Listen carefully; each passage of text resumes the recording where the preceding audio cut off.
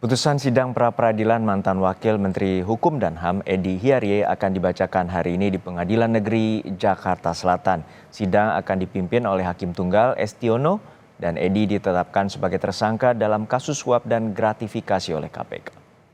Edy melayangkan 9 petitum atau gugatan ke Pengadilan Negeri Jakarta Selatan. Salah satunya terkait penetapan dirinya sebagai tersangka oleh KPK yang dinilai tidak sah secara hukum. Edy ditetapkan sebagai tersangka kasus suap dan gratifikasi oleh KPK setelah KPK menduga Edy menerima suap senilai 8 miliar rupiah dari Direktur Utama PT Citra Lampia Mandiri, Helmut Hermawan.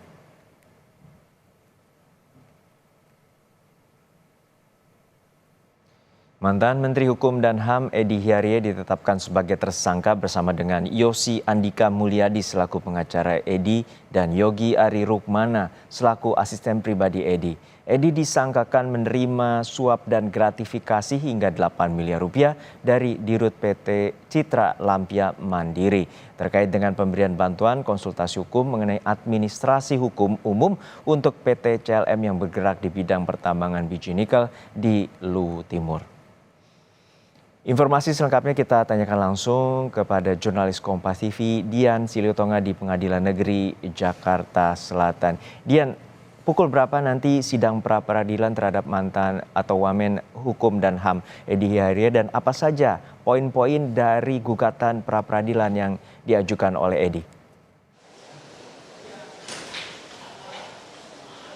Kalau sesuai dengan jadwal, sidang pembacaan putusan pra-peradilan terhadap mantan Wakil Menteri Hukum dan HAM Edy Hiarie baru akan dibacakan pada 15.30 waktu Indonesia Barat atau sekitar pukul setengah 4 sore nanti di ruang sidang utama Pengadilan Negeri Jakarta Selatan.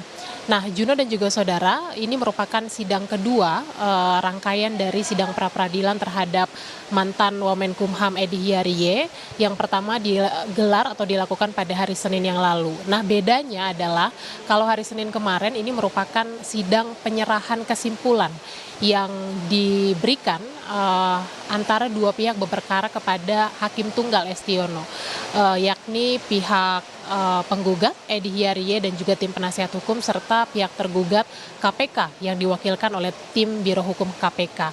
Nah, dalam sidang hari Senin yang lalu, Edy Hiarie ini menyampaikan 9 petitum atau 9 gugatan kepada Hakim Tunggal untuk kemudian nanti diperiksa dan juga menjadi bahan pertimbangan sebelum akhirnya memutuskan sidang yang akan dibacakan hari ini.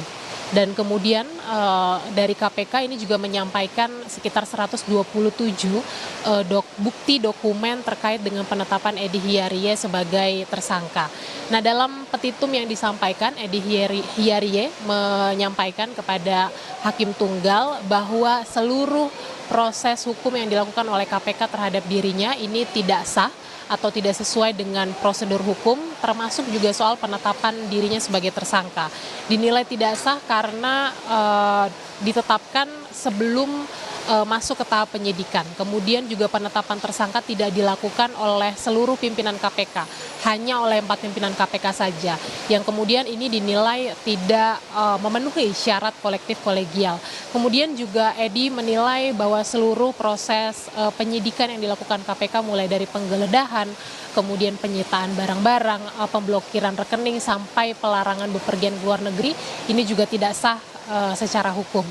Sementara di sisi lain, KPK menilai bahwa seluruh proses hukum yang dilakukan ini sudah sesuai dengan prosedur dan penetapan Edy Hiarie sebagai tersangka ini juga sudah memenuhi bukti permulaan yang cukup.